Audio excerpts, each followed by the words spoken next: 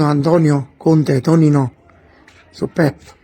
No, ti volevo dire, avevo te a ringraziarti, lo sai, mo da baciarsi, forte, e te baciarsi per tutti i vasi a pezzettini, ti volevo dire che però, no che mi fida, cioè che mi sta pigliando un po' strano questo momento, perché, non lo so, è uno di quei gioia che non sono abituato, cioè una gioia troppo sofferta, come la dice.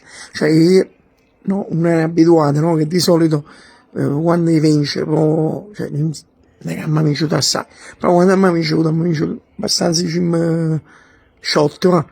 Che se una gioia fosse ancora più bella, fosse, cioè, anzi sono quasi sicuro che è ancora più bella, però mi sto chittando sangue. Io mi sono pigliato due in la cava, ci ho dovuto pigliare pure la protezione per lo stomaco, perché poi sennò acconcia una cosa e sconcia un'altra. Però, come si, diciamo, sto prendendo bene pure in dei cosci.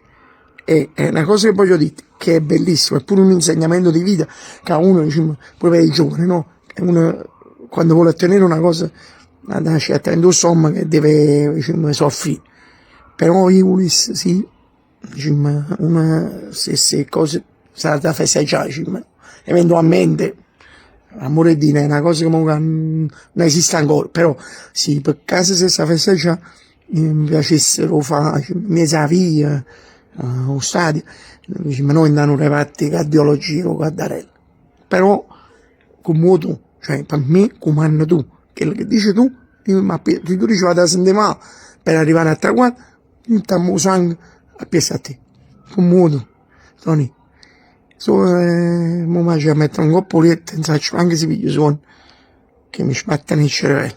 Però sono contento, sono felice, tengo il cuore pure che mi va a parlare. Vedi tu, per il prossimo 3 ci a fare una cosa un po' più lecce, tranquilla, più a piacere vostro, come tu. Però sei troppo bello.